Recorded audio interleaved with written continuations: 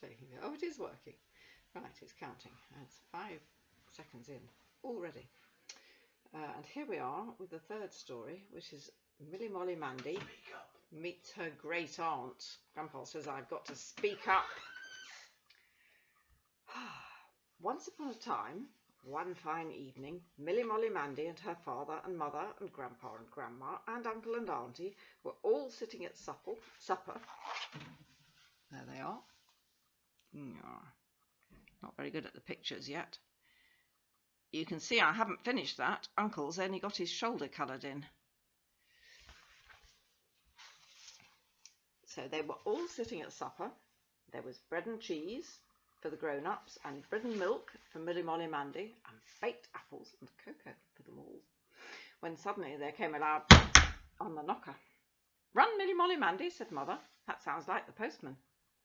So those were the days when the postman came round in the evening. So Milly Molly Mandy jumped down from her chair in a great hurry and fetched the letter, which was for Mother. And then she climbed on her chair again, and everyone looked interested while Mother opened it. It was from someone called Milly Molly Mandy's mother, Dear Polly, and was to ask if that someone might spend a few days with them. And it finished up, "Your affectionate Aunt Margaret." Father and Mother and Grandpa and Grandma and Uncle and Auntie were quite pleased, and Milly Molly Mandy was pleased too, although she didn't know who it was until Grandma said to her, "It's my sister Margaret, your great auntie, who's coming." And then Milly Molly Mandy was very interested indeed. "Is she my great auntie and your sister too?" she asked Grandma. "Yes, and she's my sister-in-law," said Grandpa. "And my auntie," said Mother. "And my auntie-in-law," said Father. "And my auntie-in-law too," said Auntie. "And my auntie," said Uncle. "Fancy," said Milly Molly Mandy, "she's all that, and she's a great auntie too. I would like to see her."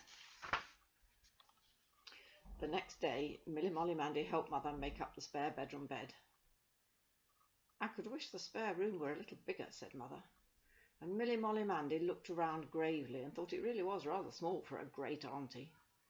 But she went and fetched some marigolds from her own little garden and put them in a vase on the chest of drawers, for she knew there was lots of room for love, even if there wasn't much room for great aunties.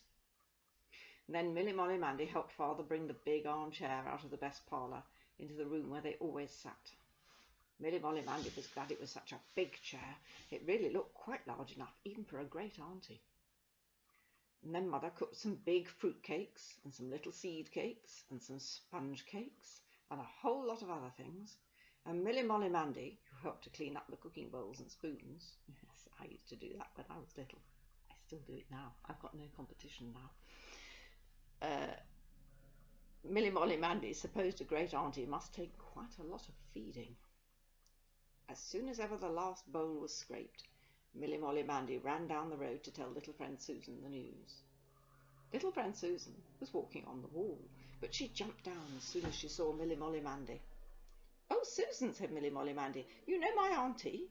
"Yes," said little friend Susan. "Well," said Milly Molly Mandy, "she's just a usual auntie, but I've got a great auntie coming to stay with us." Little friend Susan, being a best friend, was just as interested as Milly Molly Mandy, and it was soon settled that next morning she should come and play in Milly Molly Mandy's garden, so that she might see great Auntie Margaret for herself. Then Milly Molly Mandy ran back home to dinner. After dinner, Mother and Grandma and Auntie and Milly Molly Mandy hurried through the washing up and tidied the cottage, while Father put the pony in the trap, and then they changed their dresses while Father drove to the station. A trap is a kind of cart, not putting the pony in a trap. And then Milly Molly Mandy, in her clean frock, kept running to the gate to see if the pony trap were in sight yet. And at last it was, and Milly Molly Mandy was so excited she raced into the cottage and jumped up and down, and then she ran out to the gate again and opened it wide.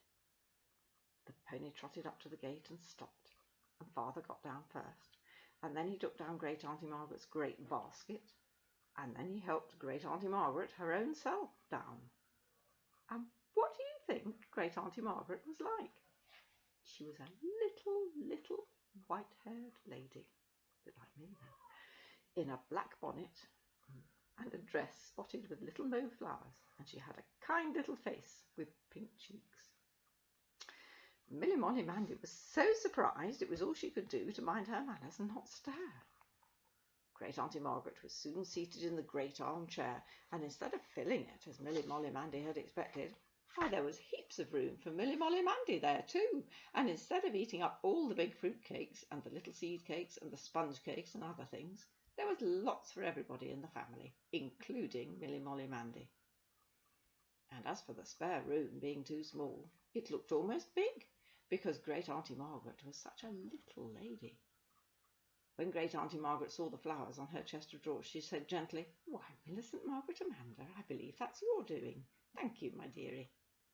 "Oh, Great Auntie Margaret," said Milly Molly Mandy, reaching to kiss her again, "I do like you. Would you mind if I showed you to Susan this evening instead of making her wait until tomorrow?" And as Great Auntie Margaret,